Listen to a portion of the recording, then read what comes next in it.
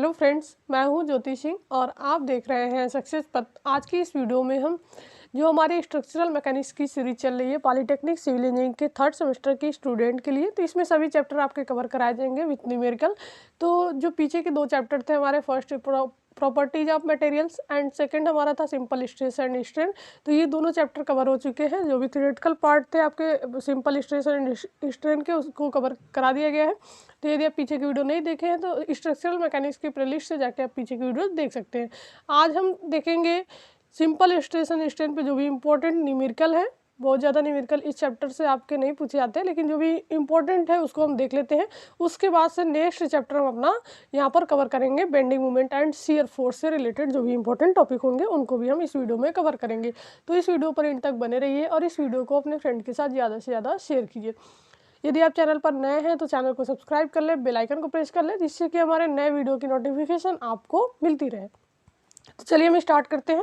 जो न्यूमेरिकल हमारा है सिंपल स्ट्रेस एंड स्ट्रेन पर, तो सबसे फर्स्ट न्यूमेरिकल हमारा है एक पीतल की वर्गाकार छड़ का खंड काट 50 × 50 mm का है एवं इसकी लंबाई 2 मीटर है। इस पर 120 × 10⁻³ न्यूटन का तनाव बल आ रहा है, तो इसकी लंबाई में वृद्धि ज्ञात करें।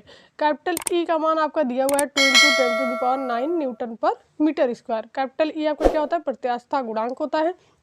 तो इसकी वैल्यू आपको न्यूमेरिकल में मिल जाती है और सारी वैल्यू भी दी गई है। खंड का काट दिया गया, तो यहाँ से हम एरिया निकाल सकते हैं। लंबाई दी गई है, ठीक है, 2 मीटर, और लोड भी यहाँ पर जो तनाव बल आ रहा है आपका वो भी दिया गया है 120 × 10⁻³। तो यहाँ से सबसे पहले हम क्या करेंगे, छड़ की अनुप्रस्थ काट का क्षेत्रफल हम ज्ञात करेंगे। जो आपका ये काट दिया गया है, इससे हम क्षेत्रफल ज्ञात कर लेंगे। तो ये हमारा क्षेत्रफल आ गया 25 × 10⁻⁴ मीटर स्क्वायर। नेक्स्ट हमारा छड़ की लंबाई दी गई है 2 मीटर, तो स्मॉल एल इक्वल टू क्या हो जाएगा 2 मीटर। ई की वैल्यू दी गई है 2 × 10⁹ न्यूटन पर मीटर स्क्वायर। अब हम क्या करेंगे, हमको ज्ञात क्या करना है, लंबाई में वृद्धि ज्ञात करनी है। तो लंबाई में वृद्धि आपका यहाँ पर सबसे पहले देखिए, छड़ में प्रतिबल हम ज्ञात करेंगे। प्रतिबल जो हमारा होगा स्ट्रेस होगा, ये क्या होता है, जो भी हमारा बल होता है बल अपान क्षेत्रफल। तो बल आपका दिया गया है 120 × 10⁻³ न्यूटन और क्षेत्रफल हमारा आ गया 25 × 10⁻⁴। तो इसको जब हम डिवाइड करेंगे तो यहाँ से हमारा जो सिग्मा की वैल्यू होगी वो मिल जाएगी, जो हमारा होता है स्ट्रेस। तो स्ट्रेस हमको मिल गया 4.8 × 10⁷ न्यूटन पर मीटर स्क्वायर। तो सबसे पहले हम स्ट्रेस निकाल लिए। स्ट्रेस निकालेंगे तभी हम जो प्रत्यास्थता गुणांक का फार्मूला है प्रतिबल अपान विकृति, तो इसमें जब यहाँ से हम विकृति, आपको लंबाई में वृद्धि ज्ञात करनी है, तो सबसे पहले हमको विकृति का मान पता होना चाहिए, क्योंकि विकृति का जो फार्मूला होता है, स्ट्रेन का फार्मूला होता है, उसी में आपका होता है कि लंबाई में परिवर्तन अपान मूल लंबाई। तो विकृति उसके लिए हमको ज्ञात होनी चाहिए। तो विकृति कैसे ज्ञात होगी, जब हमको प्रतिबल ज्ञात होगा। तो प्रतिबल हम निकाल लिए, जो भी चीज़ें हमको मिली हुई थी, जो हमारा गिवन थी बल और क्षेत्रफल, तो उससे हमारा प्रतिबल ही निकलता, इसलिए हम पहले प्रतिबल निकालिए, स्ट्रेस निकालिए, और फिर हम क्या करेंगे, विकृति निकालेंगे। तो विकृति इक्वल टू क्या होता है, स्ट्रेन इक्वल टू जो आपका प्रतिबल होता है प्रतिबल अपान प्रत्यास्थता गुणांक, जो कैपिटल ई की वैल्यू, तो कैपिटल ई की वैल्यू भी मिली हुई है, प्रतिबल हम निकाल लिए हैं।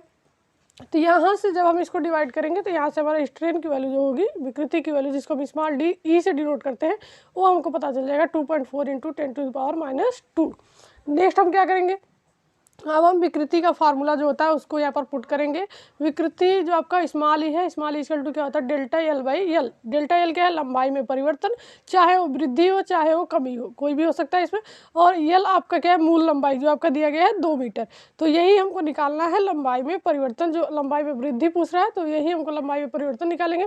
विकृति की वैल्यू हम रख देंगे और स्मॉल एल की वैल्यू हमको पता है 2, और ΔL की वैल्यू यहाँ से हम फाइंड कर लेंगे। तो यहाँ से आपका आ जाएगा, तो ये आपका आ गया 4.8 × 10⁻² मीटर, और इसको हम चेंज कर लिए सेंटीमीटर में और फिर हम चेंज कर लिए mm में। तो 48 mm आपका आ गया ΔL, यानी कि जो लंबाई में वृद्धि हो रही है 48 mm हो रही है। तो अतः छड़ की लंबाई में वृद्धि ΔL इक्वल टू कितना हो जाएगा, 48 mm। तो इस प्रकार से लंबाई में वृद्धि हमको निकालना था, और हमको काट की वैल्यू, खंड का काट पता था, जो भी आपका बल होता है वो बल पता था, ई की वैल्यू पता थी और यल की वैल्यू पता थी।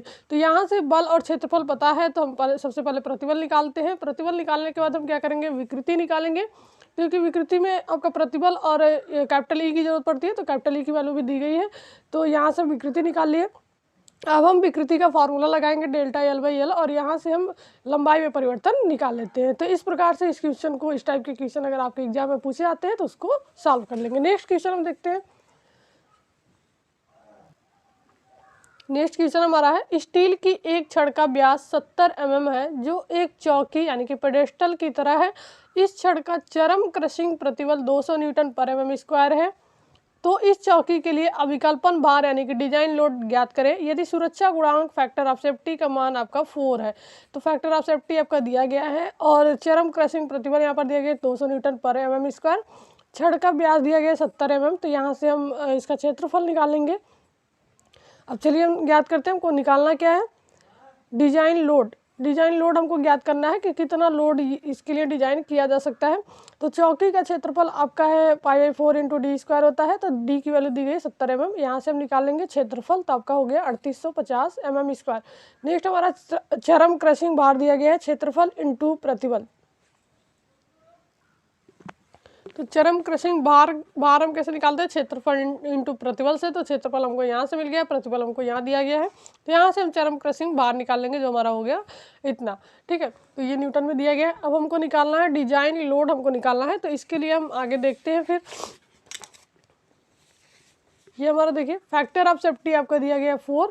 तो अब हमको सुरक्षित अभिकल्पन का भार ज्ञात करना है। तो जो भी हमारा भार पहले मिला हुआ था उसमें हम क्या करेंगे, फैक्टर ऑफ सेफ्टी से मल्टीप्लाई कर देंगे। तो ये जो लोड आएगा इतना लोड आपका सुरक्षित होगा, यानी कि इतना लोड बियर कर सकता है, इस पर आपका फेल नहीं होगा। तो सबसे पहले हम भार जो निकाले थे यहाँ से आप देख सकते हैं, यहाँ पर भार निकाले थे। तो हमको बस क्या करना है, बाहर निकालने के बाद जो भी आपका फैक्टर ऑफ सेफ्टी की वैल्यू दी गई है तो उसी से हमको डिवाइड कर देना। फैक्टर ऑफ सेफ्टी से हम क्यों लेते हैं, क्योंकि जो भी ये लोड जो आपका चरम क्रशिंग भार, इस लोड पर जो आपको प्रतिबल विकृति आरेख आपको कल बताया गया था, तो उसमें ये बताया गया था एक पॉइंट था ई। तो ये आपका चरम प्रतिबल होता है। तो उस पर चरम प्रतिबल जो अल्टीमेट स्ट्रेस होता है वहाँ तक आपकी मैक्सिमम जो आपकी लिमिट होती है भार उसको बियर करने की वो होती है, उसके बाद वो जस्ट फेल हो जाता है। तो ये जो चरम प्रतिबल होता है, चरम भार हम कभी भी डिजाइन में नहीं लेते हैं, उसमें हम फैक्टर ऑफ सेफ्टी से मल्टीप्लाई जरूर करते हैं। फैक्टर ऑफ सेफ्टी इसलिए लिया जाता है कि जो भी आपका यहाँ से जो लोड मिलेगा डिजाइन करके वो आपका लोड उसके अंदर तक उतना लोड वो मैक्सिमम बियर कर सकता है। तो उसी के अकॉर्डिंग हम उसके अंदर उससे कम ही लोड लगाते हैं। तो इस प्रकार से हम क्या करेंगे, लोड तो इतना आपका आ गया, भार इतना आ गया, लेकिन इसमें फैक्टर ऑफ सेफ्टी लेके चलेंगे हम ताकि हमारा फेल ना हो। तो इसके लिए हम जो फैक्टर ऑफ सेफ्टी दिया गया है इससे मल्टीप्लाई डिवाइड करेंगे। तो डिवाइड करने के बाद जो भी लोड आएगा उतना लोड क्या होगा कि ये आपकी सुरक्षा के साथ वो लोड बियर कर सकता है उतना। तो इसी प्रकार से यहाँ पर किया गया है, फैक्टर ऑफ सेफ्टी से यहाँ पर डिवाइड कर दिया गया है और इतना लोड आपका आ गया। तो ये लोड जो आपका है ये सुरक्षित अभिकल्पन का भार है, डिजाइन लोड है, ठीक है। तो इतना लोड वो बियर कर सकता है, इसके अंदर हम लोड लगा सकते हैं। नेक्स्ट हमारा है एक स्टील का खोखला स्तंभ जिसका बाहरी व्यास 140 mm तथा भीतरी व्यास 98 mm है। यह स्तंभ 500 न्यूटन का भार उठाने के लिए प्रयोग किया जा रहा है। यहाँ पर आपको ये जो डिजाइन लोड है आपको यहाँ पर क्लियर हो जाएगा, सुरक्षित अभिकल्पन भार। तो यहाँ पर क्या है, यह स्तंभ 500 न्यूटन का भार उठाने के लिए प्रयोग किया जा रहा है।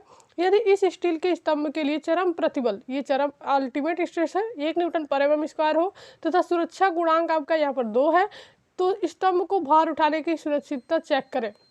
इसमें क्या करना है आपको, इसमें आपको यही चेक करना है कि जो 500 न्यूटन का लोड भार उठाने के लिए प्रयोग किया जा रहा है तो ये सुरक्षित है कि नहीं, ठीक है। तो यही हमको चेक करके बताना है पूरा, जैसे हम पीछे वाले क्वेश्चन में अभी किए तो वहाँ पर चेक करके यहाँ पर बताना है, हमको कंपेयर करना है कि ये 500 न्यूटन का जो लोड लग रहा है ये जो सुरक्षित अभिकल्पन भार है उसके अंदर है या फिर उसके बाहर है। अगर अंदर होगा तब तो ये सही है, कितना लोड ये बियर कर सकता है, लेकिन बाहर होगा तब सही नहीं होगा क्योंकि इसके बाद ये फेल हो जाएगा। तो देखिए स्तंभ के अनुप्रस्थ काट का क्षेत्रफल सबसे पहले हम निकालेंगे। तो π/4 d स्क्वायर होता है। तो यहाँ पर 2 वैल्यू दी गई है, आपका खोखला है स्तंभ, तो 140 माइनस हम 98 करेंगे। तो यहाँ पर capital D square minus small d square हम करेंगे d के जगह पे। तो यहाँ से a की वैल्यू यानी कि क्षेत्रफल हम निकाल लेंगे। अब हम चरम प्रतिबल दिया गया है 1 न्यूटन पर mm स्क्वायर, चरम भार हम निकाल लेते हैं क्षेत्रफल इंटू चरम प्रतिबल से। तो यहाँ से हम चरम भार निकालेंगे क्षेत्रफल इंटू चरम प्रतिबल से। तो चरम प्रतिबल आपका दिया 1 और क्षेत्रफल आपका है 7854, तो आपका वही हो जाएगा न्यूटन में, चरम भार हो गया। तो चरम भार तो आपका ये है और सुरक्षा गुणांक आपका दिया गया है 2।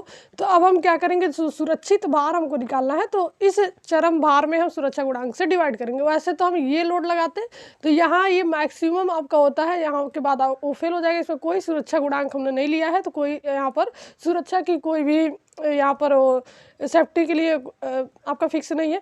तो यहाँ पर हम क्या करेंगे, सुरक्षा गुणांक जो 2 आपका दिया गया है, इससे हम सुरक्षित भार निकालेंगे। सुरक्षित भार इक्वल टू जो भी आपका चरम भार है इसमें 2 से सुरक्षा गुणांक से डिवाइड करते हैं। तो यहाँ से जो लोड आपका आएगा 3927 न्यूटन, तो ये सुरक्षित भार है। ठीक है, 3927 न्यूटन आपका सुरक्षित भार है।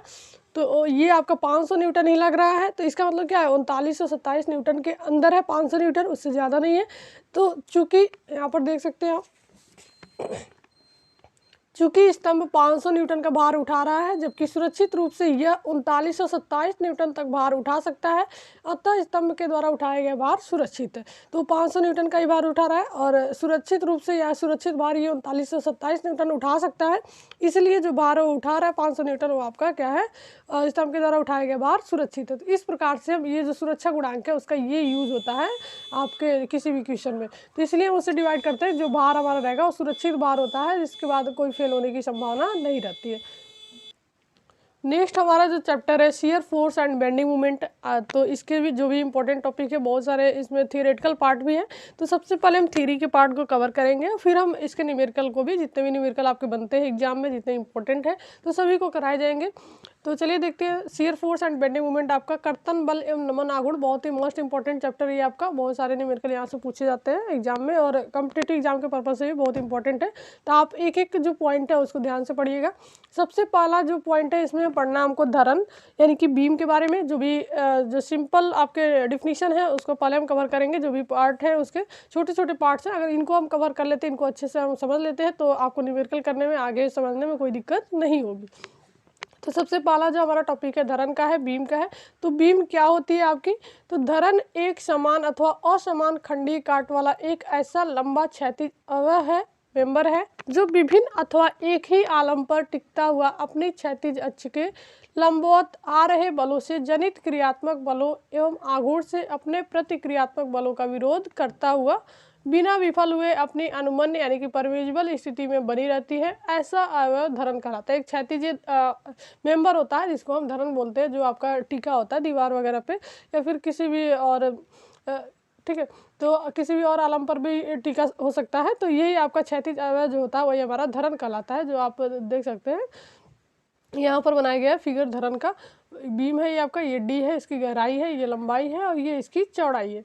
तो यहाँ पर आपका ये लोड आ रहा है, पॉइंट लोड, यूडीएल, ठीक है, सभी तरह के लोड आते हैं। नत भार भी आ रहा है आपका, इंक्लाइन लोड भी आ रहा है यहाँ पर, ये यूडीएल है। और ये जो आपकी लाइन दिख रही है ये क्षैतिज अक्ष है। तो ऐसे ये क्षैतिज अक्ष होता है, क्षैतिज मेंबर होता है, जो विभिन्न अथवा एक ही आलम पर ये टिका हुआ होता है। तो इसी को हम बीम बोलते हैं। बीम के प्रकार क्या होते हैं, अलग अलग टाइप्स हैं। तो इनके जो टाइप्स आपके पढ़ेंगे बीम के, वो आपके टेक के आधार पर यानी कि सपोर्ट के आधार पर ये टाइप होते हैं। तो आगे जो हमारा टॉपिक होगा वो सपोर्ट का होगा, उसमें हम सपोर्ट के बारे में डिटेल पढ़ेंगे। सपोर्ट क्या होता है, जो बीम को बीम के नीचे सपोर्ट लगाया जाता है, जिसमें बीम आपकी टिकी होती है, वही हमारा सपोर्ट या टेक बोलते हैं। तो जो धरन के प्रकार है, धरन के लिए प्रयोग की गई टेकों के आधार पर यानी कि उनके सपोर्ट के आधार पर उन्हें निम्न प्रकार वर्गीकृत किया जाता है। उनके टेकों के आधार पर हम इनके सपोर्ट के आधार पर इनका वर्गीकरण कर रहे हैं। तो सबसे पहला हमारा है शुद्धालंब या सरल धरन यानी कि सिंपली सपोर्टेड बीम। तो ये हमारा क्या होता है, इसको हम शार्ट में SSB भी बोलते हैं, सिंपली सपोर्टेड बीम्स यानी कि शुद्धालंब धरन। इस प्रकार की धरन को टेकने के लिए उसके सिरों पर रोलर या कब्जेदार टेकों का प्रयोग करते हैं, यानी कि रोलर सपोर्ट भी लगा सकते हैं और हिंज सपोर्ट भी हम लगाते हैं। तो यहाँ पर आप देख सकते हैं ये आपका हिंज सपोर्ट है, यहाँ पर हिंज सपोर्ट लगाया गया, यहाँ पर एक तरफ हिंज लगाया गया और एक तरफ रोलर लगाया। तो ये वाला सही होता है, इस तरीके से हमको सपोर्ट लगाना चाहिए, एक तरफ हिंज और एक तरफ रोलर, तो ये सही रहता है।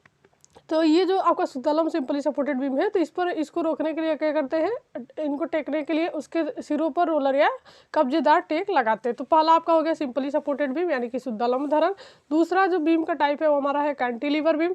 तो कैंटिलीवर बीम क्या होता है, इस प्रकार की धरन का एक सिरा किसी दीवार आदि में बद्ध होता है तथा दूसरे सिरे की ओर कोई टेक नहीं होती। धरन की सारी लंबाई छज्जे यानी कि कैंटिलीवर की भांति बद्ध टेक के बाहर निकली रहती है। तो ये आपका होता है कैंटिलीवर बीम।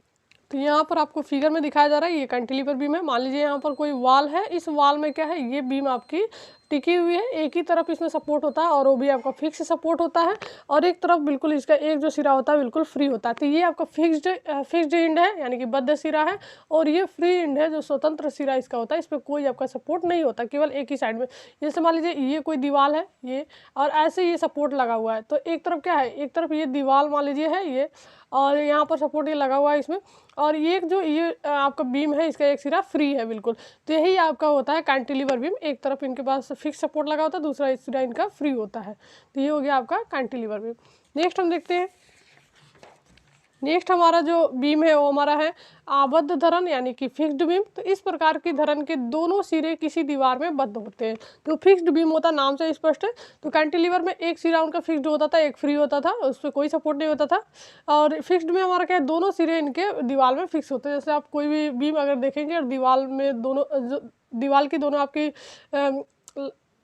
दीवारें होती है दोनों तरफ की, तो उसमें क्या होती है, जैसे मान लीजिए इधर भी दीवार है और इधर भी दीवार है, तो इस प्रकार से जो आपका बीम इसमें ये मान लीजिए जो पेंसिल है ये बीम है, तो इस प्रकार से ये फिक्स है दोनों दीवारों में, तो ये जो बीम कहलाएगा ये हमारा फिक्स्ड बीम कहलाएगा। दोनों तरफ इनके फिक्स सपोर्ट लगे होते हैं। नेक्स्ट हमारा है बाहर निकली धरन, यानी कि over hanging beam. Over hanging का मतलब क्या होता है कि ये लटकना, जैसे समझ लीजिए, जैसे मान लीजिए ये आपका बीम है और इसके नीचे सपोर्ट लगा हुआ है। जैसे मान लीजिए यहाँ से सपोर्ट अगर लग रहा है, तो इसके जो किनारे छोड़ के, ठीक है, किनारे से छोड़ के इसके अंदर हम सपोर्ट लगाते हैं, या तो दोनों तरफ से छोड़ के हम बराबर दूरी पे छोड़ के अंदर लगाएंगे। जैसे मान लीजिए यहाँ से भी यहाँ पर सपोर्ट लगाते हैं इतनी दूरी छोड़कर, और यहाँ से भी यहाँ पर सपोर्ट लगाएंगे, तो ये हमारा होगा ओवर हैंगिंग, यानी कि दोनों तरफ से ये क्या हुई है, बीम बाहर निकली हुई है। या फिर एक तरफ से भी हो सकता है, एक तरफ के साइड में हम लगाएंगे, एक यहाँ सपोर्ट लगा देंगे, और एक तरफ पूरा आपका बीम बाहर निकला हुआ होगा, उस पर कोई सपोर्ट नहीं होगा। तो इस प्रकार की जो सपोर्ट होती है उसको हम ओवर हैंगिंग बीम बोलते हैं, इस सपोर्ट के आधार पर जो बीम होती है। तो यहाँ पर आप फिगर में भी देख सकते हैं, इसमें क्या है कि इस प्रकार की धरन अपने एक या दोनों सिरों पर टेक से बाहर निकली रहती है। तो इसमें दो कंडीशन होते हैं, एक तो वन साइड ओवर हैंगिंग और दूसरा हमारा होता है बोथ साइड ओवर हैंगिंग। तो ओवर हैंगिंग का मतलब अगर समझ रहे हैं तो वन साइड बोथ साइड में कोई कन्फ्यूजन नहीं है। यहाँ पर जो बीम आपकी दिख रही है, बीम में जो सपोर्ट लगाए गए किनारे को छोड़कर लगाए गए अंदर, तो यहाँ पर क्या है, ये बीम में दोनों किनारे इनके बाहर निकले हुए हैं दोनों तरफ से, और दोनों तरफ से सपोर्ट आपके अंदर लगे हुए हैं। तो ये आपका होगा बोथ साइड ओवर हैंगिंग, यानी कि दोनों तरफ से ये लटका हुआ है, बीम बाहर निकली हुई है। और एक आपका होता है वन साइड। तो वन साइड का मतलब क्या, एक तो किनारे पर सपोर्ट लगा होगा, एक जो दूसरा सपोर्ट है हमारा दूसरे किनारे से अंदर लगा हुआ है, यानी कि एक ही साइड में केवल सपोर्ट लगे हुए हैं और एक साइड में बीम इसकी बाहर निकली हुई है। तो ये हमारा होगा वन साइड ओवर हैंगिंग, एक ही साइड में बीम बाहर निकली है। तो इस प्रकार से ओवर हैंगिंग के दो कंडीशन होते हैं, one side and both side. ये आपके रोलर टेक लगे, रोलर सपोर्ट, ये आपके हिंज सपोर्ट लगे हुए हैं। तो सपोर्ट के आधार पर ही बीम को हम पढ़ रहे हैं। तो यहाँ पर आपका ओवर हैंगिंग बीम। नेक्स्ट हमारा है सतत धरन, यानी कि कंटिन्यूअस बीम। तो ये आपका क्या होता है, इस प्रकार की धरन दो से अधिक सरल टेकों पर टिकी होती है। जो आपका सिंपल आपका सपोर्ट होता है उस पर ये टिकी होती है, दो से अधिक। कंटिन्यूअस का मतलब क्या है, कंटिन्यू इस पर सपोर्ट लगा हुआ है, यानी कि दो से अधिक अगर सपोर्ट लगा हुआ है तो वो बीम आपकी कंटिन्यूअस बीम कहलाती है। वैसे तो जनरली हर बीम पर दो ही सपोर्ट लगता है, लेकिन जिस बीम पर दो से अधिक 3, 4, 5 ऐसे सपोर्ट लगे हुए हैं तो आपकी कंटिन्यूअस बीम कहलाती है। जैसे यहाँ पर आप देख सकते हैं दो से अधिक सपोर्ट इस पर लगा हुआ है, तो ये आपकी कंटिन्यूअस बीम होती है। एक हमारी होती है प्रॉप्ड कैंटिलीवर बीम, जो यहाँ पर आपको नहीं बताया गया। उसमें क्या होता है, जो कैंटिलीवर बीम अभी हम देखें, इसमें एक तरफ से आपका फिक्स्ड सपोर्ट होता है, जो मान लीजिए दीवार में ये बीम आपकी फिक्स्ड है, और दूसरी तरफ इनके एक आपका सपोर्ट लगा होता है, ठीक है, रोलर या हिंज। तो यही हमारा होता है प्रॉप्ड कैंटिलीवर, यानी कि कैंटिलीवर में तो एक सिरा आपका फ्री होता है, एक सिरा आपका फिक्स होता है, लेकिन प्रॉप्ड में आपका क्या होता है, एक तो फिक्स होता है और दूसरे पर भी आपका सपोर्ट लगा होता है। तो इस प्रकार से दूसरे पर आपका सिंपल सपोर्ट लगा होता है। तो यही हमारा प्रॉप्ड कैंटिलीवर बीम कराता है। अगर एग्जाम में देता है तो इस प्रकार से आप उसको लिख सकते हैं। नेक्स्ट हम देखते हैं, नेक्स्ट हम पढ़ेंगे सपोर्ट के बारे में। बीम के बारे में पढ़ लिए, बीम के टाइप्स पढ़ लिए, सपोर्ट के आधार पर हम बीम के टाइप्स को पढ़े हुए हैं। तो अभी हम सपोर्ट को पढ़ेंगे, सपोर्ट हमारे कितने प्रकार के होते हैं, सपोर्ट हमारे क्या होते हैं। तो धरन की टेकें, जो सपोर्ट्स होते हैं, धरन को उपयुक्त सहारा या आलम्ब देने के लिए टेकें प्रयोग की जाती है। जो धरन होती है, बीम होती है, उन्हीं को सहारा देने के लिए जो हम मेंबर का प्रयोग करते हैं उसी को हम सपोर्ट बोलते हैं। धरनों की टेकें मुख्यतः निम्न प्रकार की होती हैं, अलग अलग टाइप्स के सपोर्ट होते हैं। मेनली आपके तीन टाइप के सपोर्ट होते हैं। एक तो आपके सिंपल या रोलर सपोर्ट, दूसरा आपका होता है हिंज और पिन सपोर्ट, और तीसरा आपका होता है फिक्स्ड सपोर्ट। तो तीन ही सपोर्ट आपके होते हैं मेन। तो रोलर या सिंपल सपोर्ट जो होता है, रोलर सपोर्ट का हम ज़्यादातर यूज़ करते हैं, सिंपल सपोर्ट आपका ज़्यादातर प्रयोग में नहीं आता है। दोनों का जो आपका रोलर होता है और हिंज होता है, इसी का हम प्रयोग करते हैं। तो रोलर टेक एक समतल और उस पर रखे रोलर से बनती है। रोलर टेक द्वारा केवल टेक समतल के लंबरूप बल ही सहन किया जा सकता है, अतः रोलर टेक पर प्रतिक्रिया सदैव टेक समतल पर लंबरूप ही होती है। इस प्रकार समतल से लंब दिशा के अतिरिक्त किसी अन्य स्थिति में बल के लिए धरन दाएं बाएं सरक सकती है या ऊपर भी उठ सकती है। तो इसमें आपका जो रोलर होता है दाएं बाएं सरक सकती है, ऊपर भी उठ सकती है, और ये आपका इसमें रोलर लगा के सपोर्ट लगाया जाता है, जैसे आप यहाँ पर देख सकते हैं, यहाँ पर रोलर लगा हुआ है। तो नेक्स्ट हमारा है कब्जेदार या पिन टेक। जो आपका हिंज और पिन टेक होता है, पिन सपोर्ट होता है। तो इस प्रकार की टेक एक कब्जे की तरह होती है। कब्जेदार टेक किसी भी दिशा में प्रतिक्रिया दे सकती है, ये किसी भी दिशा में प्रतिक्रिया दे सकती है। कब्जेदार टेक पर धरन केवल घूम सकती है, परंतु दाएं बाएं सरक नहीं सकती और न ही ऊपर उठ सकती है। तो इसका सिंपल सा एग्जांपल अगर हम देखें तो जो आपके डोर होते हैं, डोर को आप इमेजिन कीजिए, डोर को देखिए, इमेजिन क्या करना है उसको आप देख भी सकते हैं। तो इस प्रकार की जो टेक है एक कब्जे की तरह होती है। जो आपके डोर में जो कब्जे लगे होते हैं, कब्जेदार टेक जो हिंज लगे होते हैं, कब्जेदार टेक क्या होती है, किसी भी दिशा में प्रतिक्रिया दे सकती है। ये कब्जेदार टेक आपके क्या होते हैं, धरन पर केवल घूम सकती है। जो डोर होता है उसको क्या, उसको हम खोलते हैं, उसको आगे पीछे हम कर सकते हैं, परंतु ये दाएं बाएं सरक नहीं सकती और न ही ये ऊपर, उसको ऊपर उठा नहीं सकते, दाएं बाएं नहीं सरका सकते। केवल हम उसको घुमा सकते हैं उस जो आपका हिंज होता है उसके चारों तरफ। तो जो आपका डोर है वो तो आपका एक जगह रहता है, उसको आगे पीछे हम केवल खोलते और बंद करते हैं। लेकिन जैसे आपका हिंज लगा हुआ है तो हिंज पर ये चारों तरफ ये घूम सकता है, लेकिन बस ये दाएं बाएं नहीं, जैसे इधर से इधर नहीं होगा, ना ही ये ऊपर उठेगा। बस ये अपने जो हिंज लगा हुआ है, यहाँ पर आप देख सकते हैं, यहाँ पर हिंज लगा है तो इसके चारों तरफ ये घूम सकता है। तो ये होता है आपका हिंज या पिन सपोर्ट। नेक्स्ट हमारा है फिक्स्ड सपोर्ट, यानी कि आबद्ध टेक। यह टेक धरन का कुछ भार दीवार आदि में आबद्ध करके प्राप्त की जाती है। यह टेक धरन पर किसी भी दिशा में बलों को सहन कर सकती है। तो ये किसी भी दिशा में बलों को सहन कर सकती है, और ये इनका मूवमेंट कहीं नहीं होता है, क्योंकि ये दोनों तरफ क्या होती है, दीवार में फिक्स होती है। जो दोनों साइड की दीवार होती है, इसमें जो धरन फिक्स होती है उसको हम फिक्स्ड सपोर्ट बोलते हैं। और इस प्रकार के जो सपोर्ट होते हैं उसको हम आबद्ध टेक यानी कि फिक्स्ड सपोर्ट इसको हम बोलते हैं। यह टेक धरन पर किसी भी दिशा में बलों को सहन कर सकती है। तो ये आपके मेन आपके तीन आपके सपोर्ट होते हैं। एक तो सरल या रोलर टेक, रोलर आपका जो सपोर्ट है, हिंज सपोर्ट है, और आपका फिक्स सपोर्ट है। तो तीन ही सपोर्ट होते हैं, और इसके आधार पर हमने बीम को भी देख लिया। तो ये हो गए सपोर्ट एंड बीम। नेक्स्ट हमारा धरन पर भार तथा उनके प्रकार। अब हमको लोड को देखना है। सपोर्ट हम पढ़ लिए, और उस सपोर्ट पर जो बीम आपका टिका हुआ बीम के बारे में पढ़ लिए। अब बीम पे जो लोड आ रहा है उसके बारे में हम पढ़ेंगे कि लोड आपके क्या होते हैं और उनके कितने प्रकार होते हैं, कौन कौन से लोड आपके आते हैं बीम पर।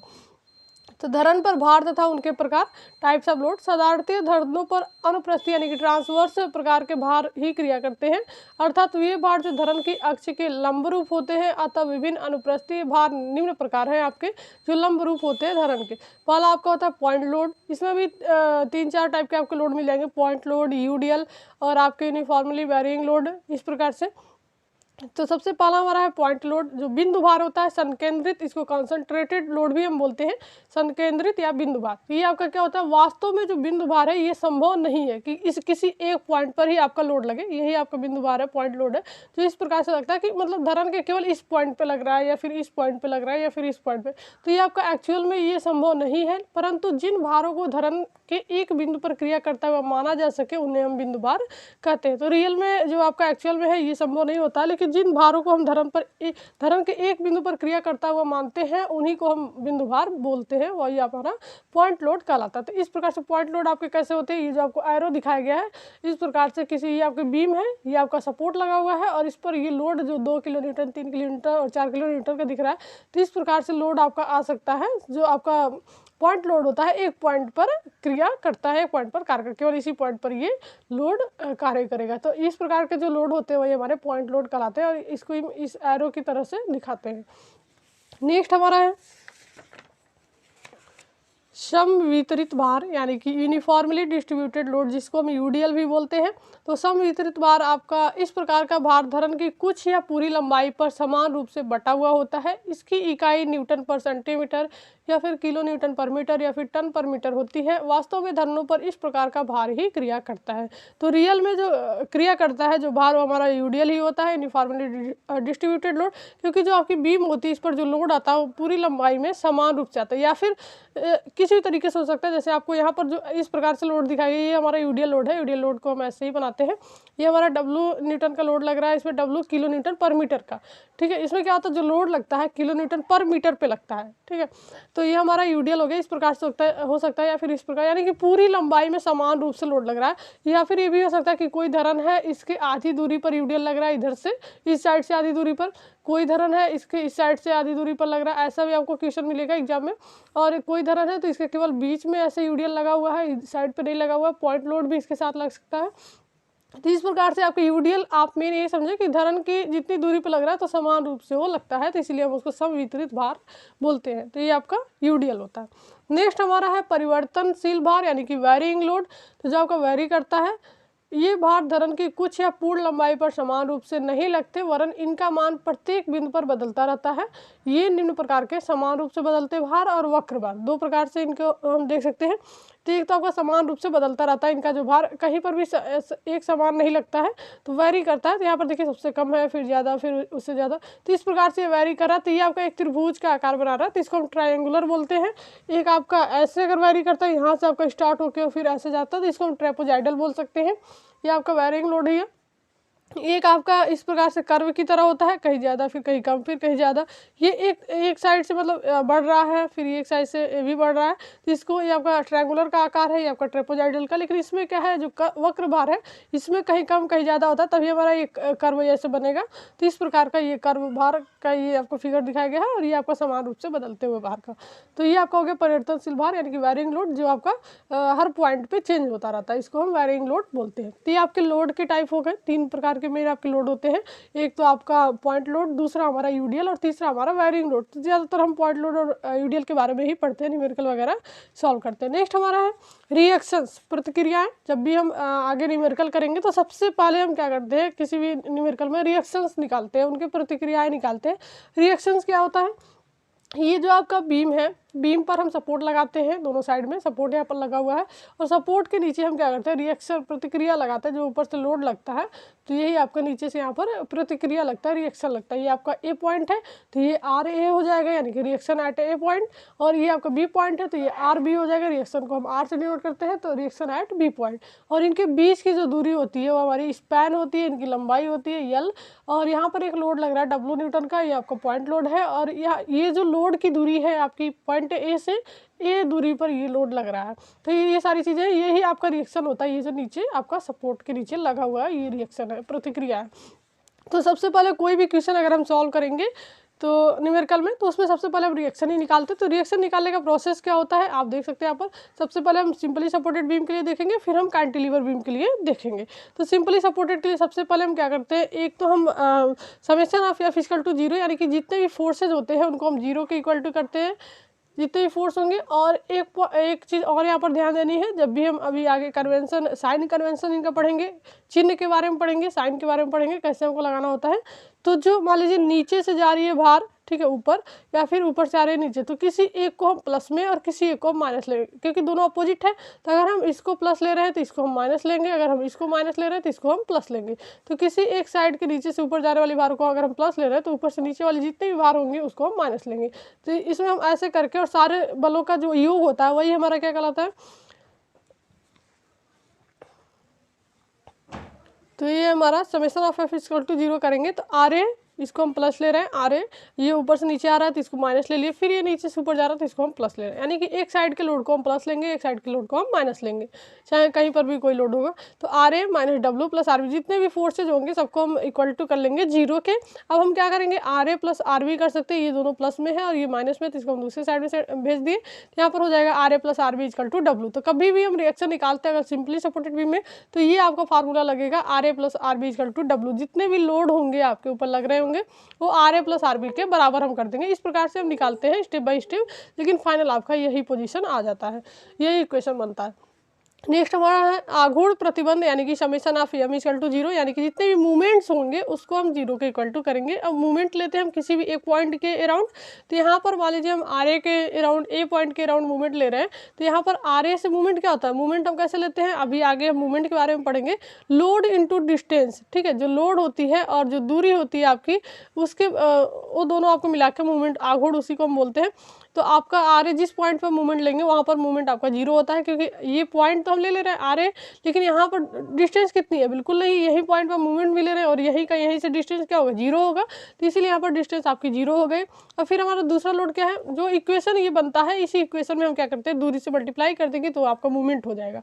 माइनस डब्लू है दूसरा, और इसकी दूरी कितनी है, ए पॉइंट से हमारी दूरी कितनी है डब्लू की, ए स्मॉल ए है, तो इसमें दूरी से मल्टीप्लाई कर दिया। फिर हम दूसरा हमारा नेक्स्ट हमारा जो रिएक्शन है आर बी है, आर बी में हम दूरी से मल्टीप्लाई करेंगे तो मूवमेंट आ जाएगा। तो आर बी इंटू क्या हो जाएगा, आर बी से ए पॉइंट तक की डिस्टेंस कितनी है, स्मॉल एल है, तो जहाँ पर हम मूवमेंट लेते हैं जिस पॉइंट पर, वहाँ तक हम दूरी काउंट करते हैं, जो इस भी लोड को हम लेंगे उससे, उस लोड से और उस पॉइंट तक की दूरी हम मल्टीप्लाई कर देंगे उसके साथ। तो डब्लू हम लिए तो डब्लू से ए तक की दूरी क्या है, स्मॉल ए है, आर बी लिए तो आर बी से ए तक की दूरी क्या है, स्मॉल एल है, और आर ए लिए तो आर ए से ए तक की दूरी क्या है, बिल्कुल जीरो है, इसी पॉइंट पर है, इसलिए हम यहाँ पर जीरो ले लिए। तो इस प्रकार से हम मूवमेंट ले लेते हैं, और यहाँ से जो आपका आर बी की वैल्यू है किसी भी एक टर्म में हम फाइंड कर सकते हैं। आर बी इक्वल टू ये आपका R A equal to zero हो जाएगा, क्योंकि इसके साथ जीरो मल्टीप्लाई है। आर बी की वैल्यू यहाँ पर मिलेगी W into A by L, तो W into A by L मिल जाएगा। और इसकी ये जो आपका इक्वेशन बना है, आर बी की वैल्यू जो मिली है इक्वेशन 1 में अगर हम रख दें तो आर ए की वैल्यू भी हमको मिल जाएगी। तो आर ए की वैल्यू क्या हो जाएगी, W minus W A upon L, तो ये आपका आर बी की वैल्यू है, ये आपकी आर ए की वैल्यू, तो यहाँ से दोनों रिएक्शन मिल जाएंगे। और उसके बाद हम आगे जो भी हमारा न्यूमेरिकल होगा उसको हम सॉल्व करेंगे। तो रिएक्शन इस प्रकार से हम निकालते हैं, दोनों रिएक्शन निकाल सकते हैं। एक पहले आपका इक्वेशन ये बनेगा, फिर हम मूवमेंट लेंगे किसी पॉइंट के अराउंड, वहाँ से आपको एक आर ए या फिर आर बी की वैल्यू मिलेगी, और उस आर बी की वैल्यू हम इस इक्वेशन में रखेंगे, और यहाँ से हमारे दोनों आर ए और आर बी दोनों की वैल्यू हमको मिल जाएगी। तो इस प्रकार से सिंपली सपोर्टेड बीम में हम रिएक्शन फाइंड करते हैं। जब हम न्यूमेरिकल करेंगे तो उसमें आपको डिटेल में क्लियर हो जाएगा। नेक्स्ट हमारा जो है कैंटिलीवर बीम, तो कैंटिलीवर बीम के लिए हम कैसे निकालेंगे रिएक्शन, वो भी हम देख लेते हैं। तो ये हमारा कैंटिलीवर बीम है, और इसमें क्या होता है, एक तरफ फिक्स सपोर्ट होता है, दूसरा सिरा इनका फ्री होता है, और इनके बीच की जो दूरी है वो हमारी यल है, स्पैन, ये आपका डब्ल्यू न्यूटन का यहाँ पर पॉइंट लोड लग रहा है, ये आपका बी पॉइंट है, ये आपका ए पॉइंट है, ये आपका रिएक्शन एक लग रहा है आर बी, और एक मूवमेंट लग रहा है एम बी। तो यहाँ से यहाँ पर भी हम वही काम करते हैं, summation of F equal to zero, यानी कि जितने भी फोर्सेज है उसको हम जीरो के बराबर करेंगे। तो जो अपोजिट है उसको अपोजिट डायरेक्शन में ही हम लेंगे। यहाँ पर देखिए आर बी को हम प्लस में ले रहे हैं, तो जो डब्ल्यू आपका लोड लग रहा है पॉइंट लोड, उसको हम माइनस में लेंगे। तो R B minus W equal to zero, जितने भी लोड होंगे सबको बराबर ऐड करेंगे और उसको जीरो के इक्वल टू कर देंगे। यहाँ पर हम इसको चेंज करेंगे, डब्ल्यू को इधर करेंगे, तो आर बी इक्वल टू क्या हो जाएगा, डब्ल्यू आ जाएगा कैंटिलीवर के लिए। इस प्रकार से अब हम क्या करेंगे, summation of M equal to zero, जितने भी फोर्सेज होंगे उसको हम जीरो के इक्वल टू करेंगे।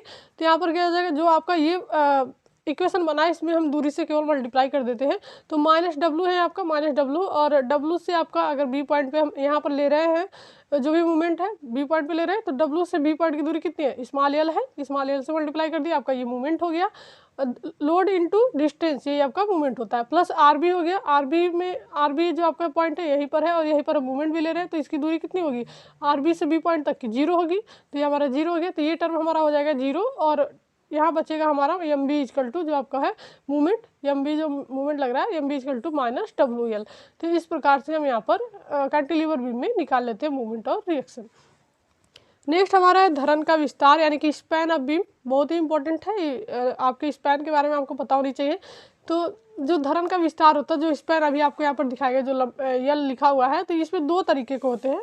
तो कैसे हम इसको पहचानेंगे, धरन की आलम्बों के बीच लंबाई को उसका विस्तार करते हैं, उसी को स्पैन, जो आलम्ब होते हैं जो सपोर्ट लगे होते हैं उसके बीच की जो लंबाई होती है उसी को भी स्पैन बोलते हैं। लेकिन दो तरह के स्पैन होते हैं, एक तो मान लीजिए ये दीवार है, ठीक है, ये दोनों तरफ से दीवार है और इसके ऊपर बीम लगी हुई है, ये सपोर्ट है, तो दीवार के जो अंदर वाला सिरा है इसके अंदर से अंदर तक की जो दूरी होती है उसको हम स्पष्ट विस्तार यानी कि क्लियर स्पैन बोलते हैं, और जिसको हम कैपिटल यल से डिनोट करते हैं। और जो इनके सेंटर जो रिएक्शन लगे होते हैं उनके बीच की जो दूरी होती है, जो सेंटर से यहाँ पर जो बीम जहाँ तक है वहाँ रिएक्शन जो लगे होते हैं उनके बीच की जो दूरी होती है उसको हम प्रभावी विस्तार यानी कि इफेक्टिव स्पैन बोलते हैं, जिसको हम स्मॉल यल से डिनोट करते हैं। तो ये आपको मोस्ट इंपॉर्टेंट है, और जनरली हम कौन से स्पैन का यूज़ करते हैं, प्रभावी विस्तार का यूज़ करते हैं अपने न्यूमेरिकल पॉइंट पे।